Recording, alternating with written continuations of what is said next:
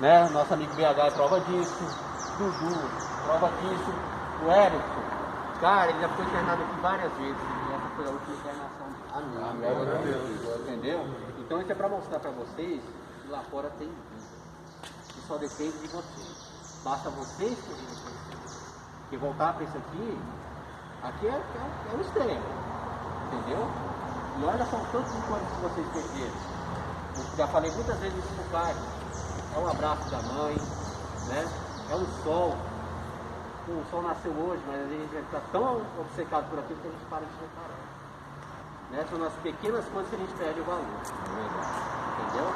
Mas hoje, graças a Deus, vocês estão aqui para ajudar no meu trabalho, né? E no trabalho de vocês. Porque agora vocês assumiram um compromisso lá fora, que é ajudar essas pessoas que estão aqui dentro. Não só essas aqui, mas como também de outras clínicas. Não de outras clínicas, mas pessoas às vezes que muitas vezes está passando ali na rua e muitas vezes o que ela quer é só um abraço.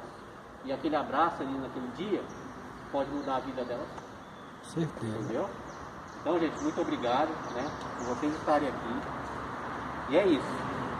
Se alguém quiser falar mais alguma coisa, Luiz, A gente falar, assim, principalmente pro Caio, que eu tive muita proximidade com o falando de carro, né?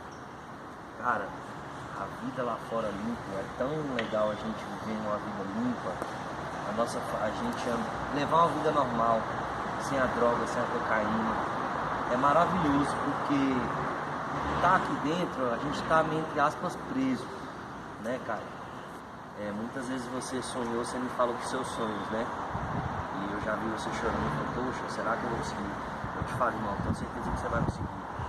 Assim, pra mim foi difícil também os primeiros dias lá fora, mas eu me procurei me apegar com uma atividade física que é importante, o poder superior que é você rezar e a família da gente.